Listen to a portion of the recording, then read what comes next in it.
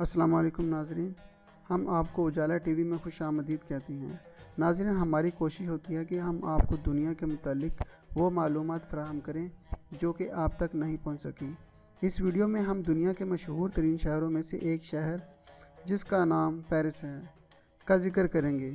Paris دنیا کا وہ واحد شہر ہے جہاں سے فیشن کی ابتدا ہوئی اور آج بھی فیشن کے سبھی سٹائل یہاں سے متعارف کروائے جاتے ہیں۔ پیرس کو روشنیوں کا شہر بھی کہا جاتا ہے۔ اس کے علاوہ پیرس اپنی خوبصورتی میں بے مثال ہے۔ یہ دنیا کے ان چند شہروں میں سے ایک ہے جو اپنی منفرد تاریخ رکھتے ہیں۔ آئیفل ٹاور سے تو آپ واقف ہوں گے۔ ہر سال ہزاروں سیاح پیرس کا رخ کرتے ہیں، مگر ان میں سے چند ہی لوگ یہ جانتے ہیں کہ پیرس شہر کے نیچے ایک بہت بڑا قبرستان ہے۔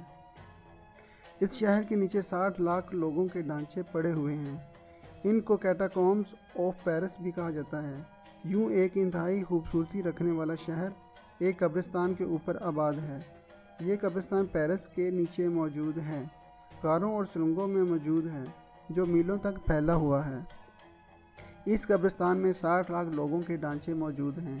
اس کے متعلق بے حد عجیب قسم کی باتیں بھی مشہور ہیں جن کا ذکر ہم اس ویڈیو میں کریں گے۔ ناظرین، پیرس جب دنیا کا مرکز بنا تو لوگوں کی بہت بڑی تعداد اس شہر کا رخ کرنے لگی، تو اس کے ساتھ ساتھ پیرس ایک بہت بڑے مسئلے کا شکار ہو گیا۔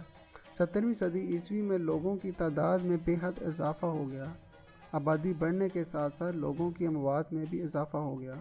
یہ تعداد اتنی بڑھتی چلی گئی کہ لوگوں کو دفنانے کی جگہ بھی کم پڑ گئی۔ اکثر لاشیں قبروں سے باہر نکل آتی تھیں۔ یہ ایک انتہائی پریشان کرنے والی بات تھی، کیونکہ لوگوں کو ان لاشوں سے پھیلنے والی بدبو سے بہت اذیت کا سامنا تھا، جس سے ایک بڑی تعداد میں بیماری پھیلنا شروع ہو گئی، جس سے ایک بہت بڑی تعداد میں لوگ بیمار ہونا شروع ہو گئے۔ اسی پریشانی کی وجہ سے 1763 میں فرانس کی گورنمنٹ نے فیصلہ کیا کہ فرانس کے کیپٹل پیرس میں کسی انسان کو دفنایا نہیں جائے گا اور ہر لاش کو شہر کے باہر دفنایا جائے گا۔ یہ بات مناسب تو تھی، لیکن وہاں کے پادری کو یہ بات پسند نہیں آئی۔ ان لوگوں نے اس بات کی مخالفت کی۔ یہ جھگڑا 17 سال تک چلتا رہا۔ لاشوں کو پیرس میں ہی دفنایا جاتا رہا، لیکن 1780 کی گرمیوں میں فرانس میں لمبی بارشوں کا سلسلہ شروع ہو گیا۔ شہر میں دفن لاشیں باہر نکلنا شروع ہو گئیں۔ پورا شہر گلی ہوئی لاشوں سے بھر گیا۔ شہر میں بیماریاں پھیلنے لگیں اور بدبو کی وجہ سے لوگوں کا رہنا مشکل ہو گیا۔ اس بار فرانس حکومت کو ایکشن لینا پڑا۔ پیرس کا سب سے بڑا قبرستان سیمیٹری آف انوسینٹس ہے۔ اس قبرستان میں تقریباً 20 لاکھ لوگ دفن تھے۔ اس کے علاوہ شہر میں موجود تمام قبرستانوں کو ملایا جائے تو تقریباً 60 لاکھ لاشیں بنتی ہیں۔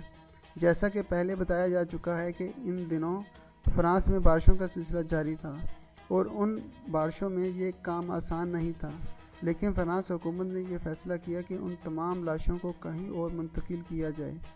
یہ دنیا کی تاریخ کی سب سے بڑی لاشوں کی تعداد تھی جنہیں منتقل کیا جا رہا تھا۔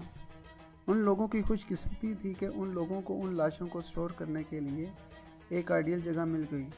اس جگہ کو لائم سٹون ٹنل کہا جاتا ہے۔ یہ سرنگیں پیرس کے نیچے موجود ہیں۔ ناظرین، جب پیرس کو تعمیر کیا جا رہا تھا تو اس کے نیچے 200 میل لمبی سرنگوں کا جال بچھایا گیا تاکہ یہاں سے بھاری پتھر لے جا کر شہر کی تعمیر کی جائے۔ ناظرین، یہاں ایک اور دلچسپ بات یہ بھی ہے کہ ان سرنگوں پر کھڑے سارے شہر کی وجہ سے بڑے بڑے ہول بننا شروع ہو گئے، جس کی وجہ سے شہر کی عمارتیں گرنا شروع ہو گئیں۔ اس طرح پورے شہر کے گرنے کا خطرہ تھا۔ 1777 میں پیرس کو پھر سے تعمیر کیا گیا۔ 1780 تک شہر کے نیچے موجود سرنگوں کو ٹھیک کرنے کا کام مکمل کر لیا گیا اور اب فرانس حکومت نے فیصلہ کیا کہ تمام 60 لاکھ لاشوں کو ان سرنگوں میں بھر دیا جائے۔ ہر رات قبرستان سے لوگوں کی لاشیں نکالنے کا سلسلہ شروع ہو گیا۔ اس کھدائی کے دوران ایک پریچ بھی موجود ہوتا تاکہ لاشوں کی بے حرمتی نہ ہو۔ یہ پریچ لاشوں کو نکالنے جانے کے دوران اپنی کوئی مخصوص دعا بھی پڑھتا تھا۔ 2 سال کی مسلسل جدوجہد کے بعد پیرس کے قبرستانوں سے لاشیں نکال لی گئیں اور ان لاشوں کو شہر کے نیچے موجود لائم سٹون ٹنل میں بھر دیا گیا۔ اب پیرس کے رہنے والے لوگ در حقیقت قبرستان کے اوپر رہ رہے تھے۔ یہ بھی کہا جاتا ہے کہ لاشوں کو منتقل کرنے کا کام اگلے 100 سال تک چلتا رہا۔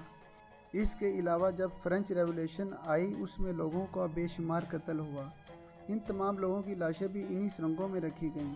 ان سرنگوں میں ہڈیوں اور کھوپڑیوں کو ایسے ہی نہیں پھینک دیا جاتا تھا بلکہ ایک ترتیب کے ساتھ رکھا جاتا تھا۔ یہ سرنگیں اتنی لمبی ہیں کہ جانے والے لوگ راستہ ہی بھول جاتے ہیں۔ تبھی ان سرنگوں میں باہر جانے کے نشانات بنائے جاتے ہیں تاکہ لوگ بھٹک نہ جائیں۔